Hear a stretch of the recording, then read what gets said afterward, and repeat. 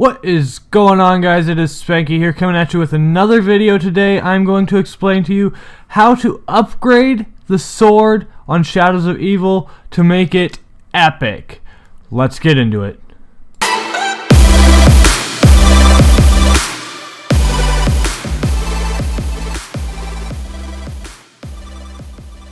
Alright, so in order to upgrade the sword, there are a few prerequisites that need to be taken care of first. One, you'll obviously need to build the original sword, which if you don't know how to do that, I will link my guide in the description, and I will put an annotation on screen now to go check that out. Assuming you have built the original sword, the other thing that will need to be done is all 4 rituals for all 4 characters will need to be done, basically opening Pack-a-Punch. I also have a guide for that on my channel as well. You can go check that out. I will leave a link for that in the description as well. Assuming that you have both of those things done, we can go ahead and get started on this. Once you've built the sword, you'll want to start this basically as soon as you have done so. The first thing you'll want to go to do as soon as you've built the sword is go to your character's ritual room. There will be a ghostly gatekeeper standing or hovering over your ritual table. You'll want to go up to that gatekeeper and they will hand you an egg. Another egg, yes, I know, another egg. We're going to fill it up. Okay? There are 4 sites that you can go to fill this egg up. You can only do this once per round. There is 1 site in spawn and 1 site out in front of each of the ritual sites. So 1 in front of the theater, 1 in front of the boxing arena, 1 in front of the Ruby Rabbit, and like I said, 1 in front of spawn in the main junction area. Basically, what you will do once per round, you can only do 1 step per round or 1 extra ritual per round to upgrade this sword. You will have to complete all 4 in all 4 locations. If you're playing with multiple people, each person can do 1 per round. So if you have, as soon as you build the sword, you'll want to go and basically it's where you pick your egg up. So your characters, that would be the best spot to start. You will go to that little symbol. It's the red blood colored symbol in front of your area, and it's got all the different symbols that you would find in the windows when building the sword around it. You've probably seen them around the map. If you haven't, they're not that hard to notice. And go up to there and press X in the middle. It will give you an indication. Press X to place the sword or place the egg down, and it will spawn in a Margwa. The first one you do is going to spawn in 1 Margwa. Then after you complete that and all the people in your party, if you're doing it solo or with multiple people, after everybody's done, basically you'll have someone holding a zombie while you're doing your part. You'll have to go another round and then just hold another zombie at the end of the next round, and that would be the easiest way to go about it. So once you've filled up, or once you've killed your Margwa, you have to be the one to kill the Margwa as well. I want to point that out as well. You can't just spawn it in and then have somebody else kill your Margwa. That won't work.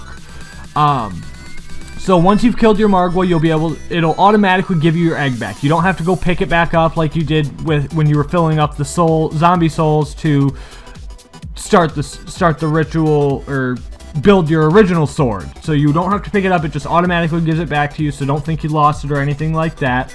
So you'll have to go 4 rounds at a minimum. Now I want to point out that prior to building the sword, or when you were building the sword, I pointed out that bug rounds do not count towards souls. However, if you're good enough, you can use the bugs. If you get like a parasite round or a bug round, you can use those bugs and just have one person save 1 bug and just have it fly around while you're killing your Margwas. And like I said before, the first one you get is going to spawn in 1 Margwa. Thereon after, so the 2nd, 3rd, and 4th time you do this, because you do have to do it all 4 times, the 2nd, 3rd, and 4th time you do this, it is going to spawn in 2 Margwas. It's not going to be like 1, 2, 3, 4. No, it's going to be 1 Margwa the first time, 2 Margwas the second time, 2 Margwas the third time, and 2 Margwas the 4th time that you do it. Once you have completed killing those Margwas at all 4 locations, you will be able to take that egg. It will be full now. You can hit select. It'll show it to you in your little inventory down at the bottom that you have that egg. It'll look full with like some orange glowing stuff. Take that back to your character's original ritual spot where you picked the egg up from the ghostly gatekeeper, and that gatekeeper will give you your upgraded sword.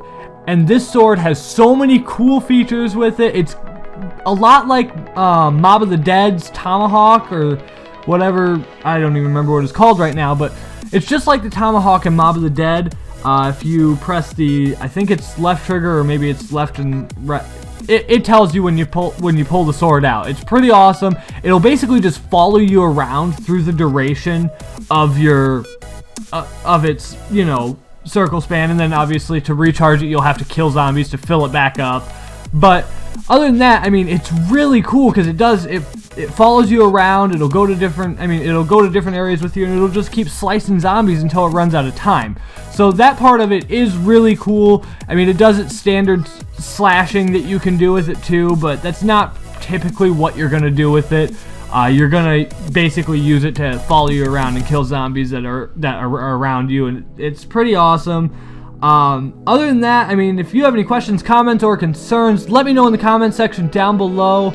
I'd really appreciate a like, comment, or subscribing for more Call of Duty Zombies info. That's it, man. You'll enjoy your new upgraded sword. It is awesome. You will have a lot of fun with it.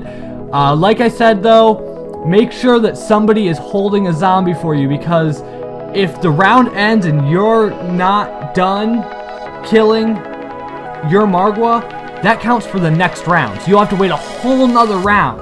You won't be able to hold a zombie at the end. So make sure not to kill that zombie at the end, okay? Because until both of your Margwas are dead, it will count towards the next round, okay? So make sure before the next round starts, both of your Margwas are dead, or your one Margwa is dead, because otherwise it will count towards that round when it switches over, okay? So other than that, I'm Spanky, and I'm out.